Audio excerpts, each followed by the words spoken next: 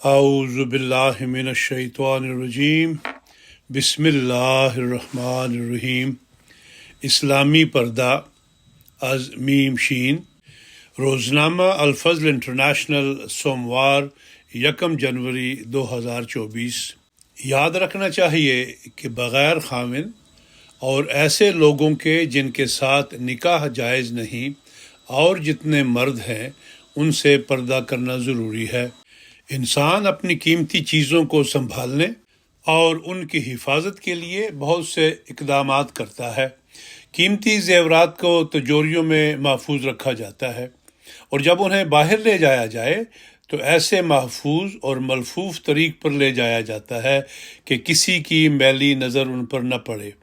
ایسا ہی اسلام نے عورت کو بھی قیمتی وجود قرار دیا ہے اور معاشرے میں اس کی حفاظت اور اس کے وقار کو قائم رکھنے کے لیے پردہ کرنے کا حکم دیا ہے، جس کی ایک مثال آج کے دور میں برقع یا عبایا ہے۔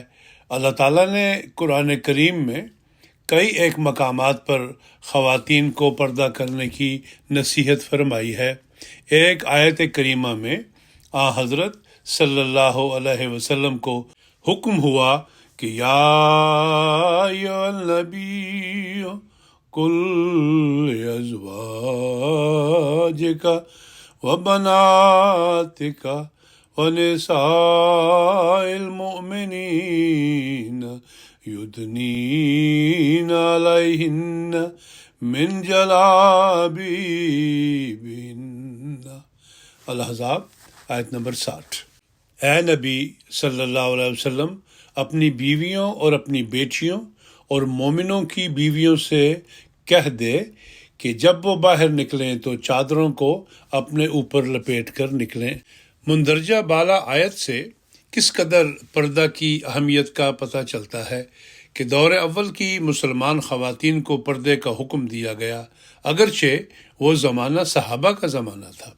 وہ صحابہ جن کے متعلق حضور صلی اللہ علیہ وسلم نے فرمایا تھا، اصحابی کالنجوم بأیہم اقتدیتم اہتدیتم۔ تو پھر دور حاضر میں ایک مسلمان عورت کے لیے پردہ کتنا ضروری ہے، جہاں دنیا میں بے حیائی عروج پر ہے۔ ایک موقع پر حضرت صلی اللہ علیہ وسلم نے حضرت سلمہ اور حضرت میمونہ کو ایک نابینا صحابی سے پردہ کرنے کا حکم دیا۔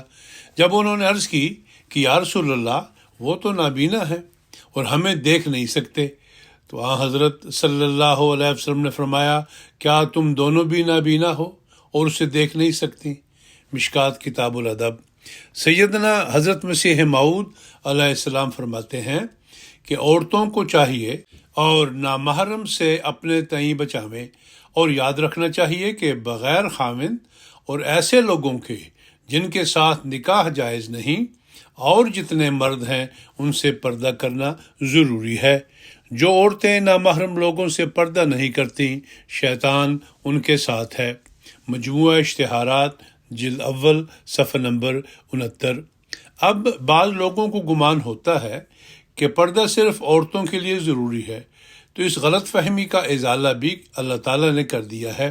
ارشاد باری تعالیٰ ہے، قُل لِّلْمُؤْمِنِينَ يَغُضُّوا مِنْ أَبْصَارِهِمْ وَيَحْفَظُوا فُرُوجَهُمْ ذَلِكَ أَزْكَىٰ لَهُمْ إِنَّ اللَّهَ خَبِيرٌ بِمَا يَصْنَعُونَ۔ سورہ نور آیت 31۔ اے نبی صلی اللہ علیہ وسلم، مومنوں کو کہہ دے کہ اپنی آنکھیں نیچی رکھا کریں اور اپنی شرمگاہوں کی حفاظت کیا کریں۔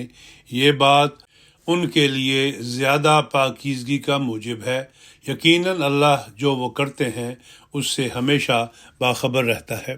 حضرت خلیفۃ المسیح ثانی رضی اللہ عنہ نے فرمایا، پردہ چھوڑنے والا قرآن کی حد تک کرتا ہے، ایسے انسان سے ہمارا کیا تعلق؟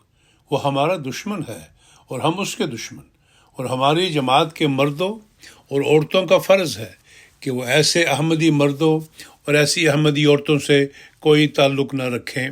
الفضل 27 جون 1958۔ حضرت خلیفۃ المسیح ثالث رحمہ اللہ تعالیٰ فرماتے ہیں کہ قرآن نے پردے کا حکم دیا ہے، انہیں یعنی احمدی مستورات کو بہرحال پردہ کرنا پڑے گا، یا وہ جماعت چھوڑ دیں، کیونکہ ہماری جماعت کا یہ موقف ہے کہ قرآن کریم کے کسی حکم سے تمسخر نہیں کرنے دیا جائے گا، نہ زبان سے اور نہ عمل سے۔ اسی پر دنیا کی ہدایت اور حفاظت کا انحصار ہے۔ الفضل 25 نومبر 1978۔ حضرت خلیفۃ المسیح رابع رحمہ اللہ نے بھی ایک موقع پر فرمایا، بڑی شدت کے ساتھ اللہ تعالیٰ نے میرے دل میں یہ تحریک ڈالی ہے کہ احمدی مستورات بے پردگی کے خلاف جہاد کا اعلان کریں، کیونکہ اگر آپ نے بھی میدان چھوڑ دیا تو دنیا میں اور کون سی عورتیں ہوں گی جو اسلامی اقدار کی حفاظت کے لیے آگے آئیں گی۔ الفضل 28 فروری 1983۔ دور حاضر میں بھی بہت ساری عورتوں نے پردے کا بہت خیال رکھا ہے جو ہمارے لیے اسوہ ہیں۔ چند ایک مثالیں درج ذیل ہیں۔ حضرت خلیفۃ المسیح الخامس ایدہ اللہ تعالی بنصر عزیز نے اپنی والدہ محترمہ حضرت سیدہ ناصرہ بیگم صاحبہ بنت سیدنا حضرت مسلم موعود رضی اللہ عنہ، اہلیہ محترمہ حضرت صاحبزادہ مرزا منصور احمد صاحب کی وفات پر اپنے خطبہ جمعہ میں ان کا تفصیلی ذکر فرمایا۔ ان کے ساتھ ایک کام کرنے والی پرانی صدر نے لکھا کہ لجنہ کی تربیت کا بہت خیال رہتا تھا، اس کے لیے نئے سے نئے طریق سوچتی تھیں، نئی تدابیر اختیار کرتی تھیں، ہمیں بتاتی تھیں۔ یہ کوشش تھی کہ روا کی ہر بچی اور ہر عورت تربیت کے لحاظ سے اعلیٰ معیار کی ہو۔ کئی مرتبہ ایسا ہوا کہ اگر پردہ کے معیار کو گرا ہوا دیکھا تو سڑک پر چلنے والی کو، عورت ہو یا لڑکی یا لڑکیوں کو، اس طرح چلتے دیکھا جو کہ احمدی لڑکی کے وقار کے خلاف ہے، تو وہیں پیار سے اس کے پاس جا کر اسے سمجھانے کی کوشش کرتی، بتاتی کہ ایک احمدی بچی کے وقار کا معیار کیا ہونا چاہیے۔ 1982 میں حضرت خلیفۃ المسیح رابع رحمہ اللہ کی خلافت کا جو پہلا جلسہ تھا، اس پر لجنہ کے جلسہ گاہ میں آپ نے جو تقریر فرمائی اس میں پردے کا بھی ذکر فرمایا۔ اس ضمن میں ہماری والدہ کے متعلق ذکر کرتے ہوئے فرماتے ہیں کہ ہماری ایک باجی جان ہیں، ان کا شروع سے ہی پردہ میں سختی کی طرف رجحان رہا ہے۔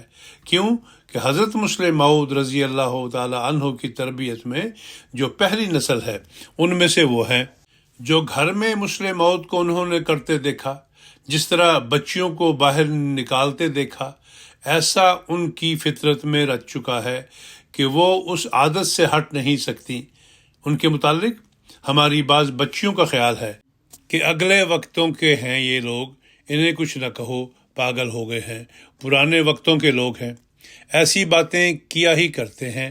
لیکن اگلے وقت کون سے؟ میں تو ان اگلے وقتوں کو جانتا ہوں۔ فرماتے ہیں کہ میں تو ان اگلے وقتوں کو جانتا ہوں جو حضرت محمد مصطفیٰ صلی اللہ علیہ وسلم کے اگلے وقت ہیں، اس لیے ان کو اگر اگلے وقتوں کا کہہ کر کسی نے کچھ کہنا ہے تو اس کی مرضی ہے، وہ جانے اور خدا کا معاملہ جانے۔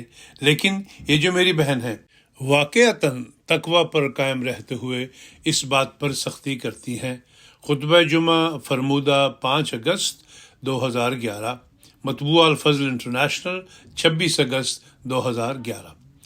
مکرمہ ناصرہ سلیمہ رضا صاحبہ ایک افریقن امریکن احمدی تھیں جو 18 فروری 2013 کو زائن امریکہ میں وفات پا گئیں۔ حضور انور نے ان کا ذکر خیر کرتے ہوئے فرمایا، 1927 میں سینٹ لوئس امریکہ میں پیدا ہوئی تھیں۔ ان کے والد بیپٹسٹ پادری تھے۔ ان کو 1949 میں ڈاکٹر خلیل احمد صاحب ناصر مرحوم کے ذریعے احمدیت کے قبول کرنے کی سعادت حاصل ہوئی۔ 1951 میں ان کی شادی محترم ناصر علی رضا صاحب مرحوم کے ساتھ ہوئی۔ سال ہر سال بطور مقامی صدر لجنہ اور ریجنل صدر لجنہ کا کام کرتی رہیں۔ آپ کے دل میں اسلام کی محبت کوٹ کوٹ کر بھری ہوئی تھی، اچھی استاد مانی جاتی تھی۔ وہاں بھی احمدی خواتین ان کو ماں کی طرح سمجھتی تھی، بڑے پیار سے لوگوں کو سمجھاتی اور غلطیاں درست کیا کرتی تھی۔ بچیوں کو ہمیشہ پردے کی تعلیم دیتی رہیں اور اس طرح اسلامی اخلاق سکھلاتی، نیز بتاتی کہ مغربی معاشرے کی بدرسوم کا کیسے مقابلہ کرنا ہے۔ وہیں پلی بڑی تھیں، ان کو سب کچھ پتہ تھا۔ خطبہ جمعہ فرمودہ 1 مارچ 2013، مطبوعہ الفضل انٹرنیشنل 22 مارچ 2013۔ حضور انور ایدہ اللہ تعالیٰ نے اپنے خطبہ جمعہ میں الجزائر کے نو احمدیوں کے لیے دعا کی تحریک کرتے ہوئے ان کی قربانیوں اور اسلام سے ان کی محبت کے حوالے سے فرمایا، الجزائر کے احمدیوں کے لیے آخر میں ایک دعا کے لیے بھی کہنا چاہتا ہوں۔ یہ نئی جماعت ہے، اکثریت ان میں سے نو مبائین کی ہے، لیکن بڑے مضبوط ایمان والے ہیں۔ آج کل حکومت کی طرف سے بڑی سختی ہو رہی ہے، بلا وجہ مقدمے قائم کیے جا رہے ہیں، بعض کو جیل میں بھیج دیا گیا ہے۔ پولیس نے بعض دفعہ بعض گھروں میں گھس کر عورتوں کی بے پردگی کرنے کی کوشش کی۔ مثلا چند دن ہوئے، ایک عورت سے کہا کہ اپنا دوپٹہ اتارو، اس نے کہا مجھے جان سے مار دو، میں دوپٹہ نہیں اتاروں گی اور نہ میں احمدیت چھوڑوں گی۔ خطبہ جمعہ فرمودہ 27 جنوری 2017، مطبوعہ الفضل انٹرنیشنل 17 فروری 2017۔ بعض اوقات یہ سوال سامنے آتا ہے کہ چہرے کا پردہ کیوں ضروری ہے، تو اس کے متعلق بھی خلفائے کرام کے ارشادات سے رہنمائی ملتی ہے۔ حضرت مسلم موعود رضی اللہ عنہ فرماتے ہیں کہ ماتھے سے لے کر ناک تک کا پردہ ہو، پھر چادر سامنے گردن سے نیچے آ رہی ہو۔ اسی طرح بال بھی نظر نہیں آنے چاہیے۔ سکارف یا چادر جو بھی چیز عورت اوڑھے وہ پیچھے سے بھی اتنی لمبی ہو کہ بال وغیرہ چھپ جاتے ہوں۔ الا ما ظہر منہا، یعنی سوائے اس کے جو آپ ہی آپ ظاہر ہو۔ یہ الفاظ دلالت کرتے ہیں کہ جو چیز خود بخود ظاہر ہو، شریعت نے صرف اس کو جائز رکھا ہے۔ یہ نہیں کہ جس مقام کو کوئی عورت آپ ظاہر کرنا چاہے اس کا ظاہر کرنا اس کے لیے جائز ہو۔ میرے نزدیک آپ ہی آپ ظاہر ہونے والی موٹی چیزیں دو ہیں، یعنی قد اور جسم کی حرکات اور چال۔ لیکن عقلاً یہ بات ظاہر ہے کہ عورت کے کام کے لحاظ سے یا مجبوری کے لحاظ سے جو چیز آپ ہی آپ ظاہر ہو وہ پردے میں داخل نہیں۔ چنانچہ اسی اجازت کے ماتحت طبیب عورتوں کی نبض دیکھتا ہے، کیونکہ بیماری مجبور کرتی ہے کہ اس چیز کو ظاہر کر دیا جائے۔ پھر فرمایا کہ اگر کسی گھرانے کے مشاغل ایسے ہوں کہ عورتوں کو باہر کھیتوں میں یا میدانوں میں کام کرنا پڑے تو ان کے لیے آنکھوں سے لے کر ناک تک کا حصہ کھلا رکھنا جائز ہوگا اور پردہ ٹوٹا ہوا نہیں سمجھا جائے گا، کیونکہ بغیر اس کے کھولنے کے وہ کام نہیں کر سکتی، اور جو حصہ ضروریات زندگی کے لیے اور ضروریات معیشت کے لیے کھولنا پڑتا ہے اس کا کھولنا پردے کے حکم میں ہی شامل ہے۔ لیکن جس عورت کے کام اسے مجبور نہیں کرتے کہ وہ کھلے میدانوں میں نکل کر کام کرے، اس پر اس اجازت کا اطلاق نہ ہوگا۔ غرض الا ما ظہر منہا کے ماتحت کسی مجبوری کی وجہ سے جتنا حصہ ننگا کرنا پڑے ننگا کیا جا سکتا ہے۔ تفسیر کبیر جلد 6 صفحہ نمبر 298 299۔ حضرت خلیفۃ المسیح الخامس ایدہ اللہ تعالی بنصر عزیز اس اہم سوال کا جواب دیتے ہوئے کہ چہرے کا پردہ کیوں ضروری ہے، ایک خطبہ جمعہ میں ارشاد فرماتے ہیں، زینت ظاہر نہ کرو۔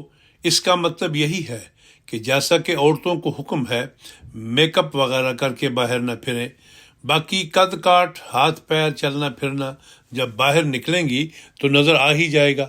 یہ زینت کے زمرے میں اس طرح نہیں آتے، کیونکہ اسلام نے عورتوں کے لیے اس طرح کی قید نہیں رکھی۔ تو فرمایا کہ جو خود بخود ظاہر ہوتی ہو اس کے علاوہ باقی چہرے کا پردہ ہونا چاہیے، اور یہی اسلام کا حکم ہے۔ تو اس تفصیل سے پردے کی حد کی بھی کافی حد تک وضاحت ہو گئی کہ کیا حد ہے۔ چہرہ چھپانے کا بہرحال حکم ہے، اس حد تک چہرہ چھپایا جائے کہ بے شک ناک ننگا ہو اور آنکھیں ننگی ہوں تاکہ دیکھ بھی سکے اور سانس بھی لے سکے۔